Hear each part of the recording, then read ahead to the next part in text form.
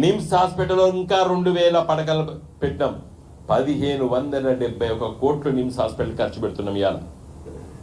ఇది అప్ప రేవంత్ రెడ్డి గారు వచ్చే జనరేషన్కి ఎట్లుండాలని చెప్పి ఆలోచన చేసినటువంటి ప్రభుత్వం కేసీఆర్ గారి ప్రభుత్వం. వరంగల్ సూపర్ స్పెషాలిటీ హాస్పిటల్లో 2000 పడకలు 15 ఎకరాల లోపల 24 అంతస్తుల బంగ్లా కడితే అది బయట కట్టనుండే అని చెప్పింది ఇవాళ సూర్యకమ్మ గారు. దాని నిర్మాణ వ్యయం 3779 కోట్లు. ఇలా నాకు నవ్వాలన్నా ఏడవాలనిపించింది.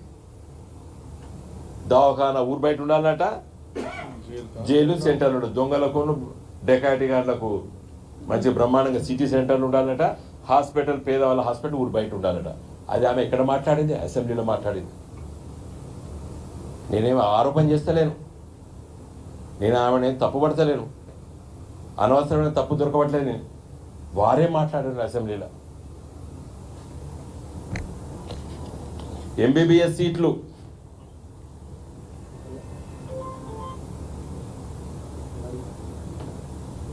ప్రభుత్వ ఎంబీబీఎస్ సీట్లు 850 ఉండే,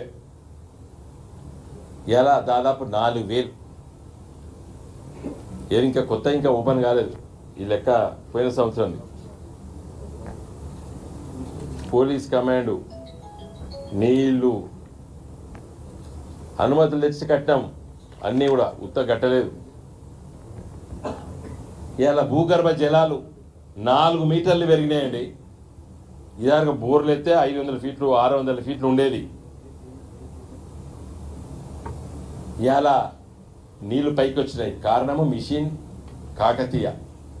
దానికోసం డబ్బులు తీసుకొచ్చినాం తప్ప, ఇలా చెరువులు కుంటలని మరమ్మతు చేసినాం తప్ప, కాళేశ్వరమును పాలమూరు ఎత్తిపోతున్న ప్రాజెక్టులో కాలువలతో వెళ్ళేది నీళ్ళు ఎత్తించిన మాట్లాడతాను వీళ్ళు. అసలు సంగతి వీళ్ళకి తెలియదు. కాళేశ్వరం ప్రాజెక్టు పాలమూరు ఎత్తిపోతున్న ప్రాజెక్టులో వచ్చిన నీళ్లను కాల్వలల్లా వాగులల్లా వేసి చెరువులు కుంటలన్నీ నింపుతాను. ఎందుకంటే వాటి కింద ఆయకట్టు ఉంటుంది. తెలంగాణ సూయి తెలంగాణ కళ్ళతో చూడాలి. తెలంగాణ సమస్య అవి అవుతాయి. కాలువలు బీలువలు తవ్వేసరికి 2-3 ఏళ్ళు పడతాయి. అప్పటిదాకా ఆగుతామా? ఇలా కాకతీయ కేనాలు పోతుంది. పోతా అంటే మన శంకరపట్నం దాటిలో బాగుంటుంది, దాంట్లో నల్ల ఇప్పుతాను పోతానే. వాగులో పడితే చెరువులు కుంటలు నిండుతాయి. ఇంకా ఎలకతుర్తి దగ్గర వదిలిపెడతాను, దాంట్లో పోతా అంటే ఓ పోయి 100 చెరువులు నిండుతాయి. ఒక గది తెలుగల్లుని పని. ఇలా కాలువలు తవ్వలేదు, నీళ్ళు ఇయ్యలేదు, ఎట్లిచ్చినో ఇలా మాట్లాడతాను వాళ్ళు మంత్రులు.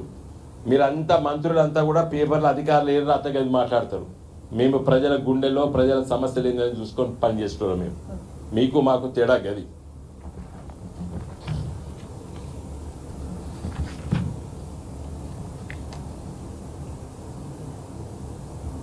కరెంటు చెప్పిన 7780 అంటే 19644 ఆల్రెడీ స్టార్ట్ అయింది. సౌరశక్తి 74 మెగావాట్లు ఉంటాయి. ఇలా 5741. గరిష్ట విద్యుత్ డిమాండ్ 5661 విద్యుత్ డిమాండ్ ఉండే 2014లో. ఇలా 15500 అంటే 3 అంతలు పెరిగింది డిమాండ్. ఇలా కరెంట్ ఇవ్వడం వల్ల ఏమైంది తెలుసా అండి? హైదరాబాదులో పారిశ్రామిక వాడలో అంటే రామగుండం, గోదావరిఖని, తర్వాత కొత్తగూడెం, పాల్వంచ, ఇల్లందు, ఎక్కడైతే పరిశ్రమలు ఉన్నాయో హైదరాబాదు, రంగారెడ్డి జిల్లాలో కరెంట్ 24 గంటలు ఇస్తున్నాం కాబట్టి 3 షిఫ్ట్లు నడుస్తున్నాయి. 3 షిఫ్ట్లు నడుస్తుంటే నిరుద్యోగ యువకులు ఎవరైతే స్కిల్ పైన ఐటీఐ చేసిన వాళ్ళు, ఇంజనీరింగ్ చేసిన వాళ్ళు ఎవరు ఖాళీగా లేడు. ఎందుకంటే ఏ పరిశ్రమ అయినా 3 షిఫ్ట్లు నడుస్తున్నాయి కాబట్టి వాళ్ళకు ప్రైవేట్ ఉద్యోగాలు దొరికినాయి. ఇలా వేరే రాష్ట్రాల దగ్గర వచ్చి పని చేస్తున్నారు.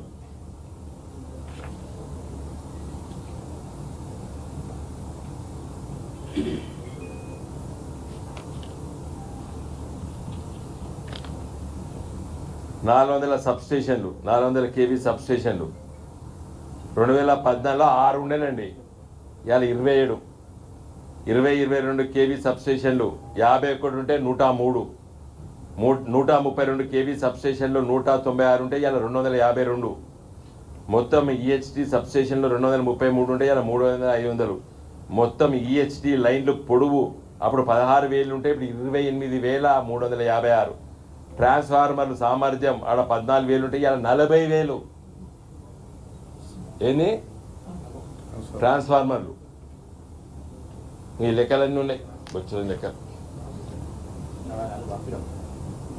అంటే బంద్ చేయమంటారు.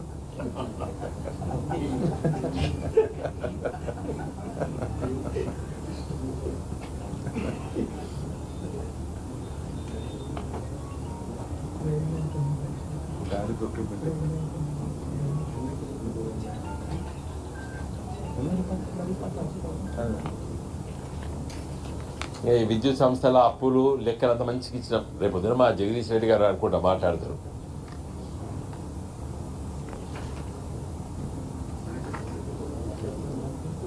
గొల్ల కుటుంబంలోకి వాళ్ళ గొర్రెలు అప్పుడెన్నుండే ఇప్పుడెన్నుండే రైతు రాజుకు చేసే కేసీఆర్ ప్రభుత్వం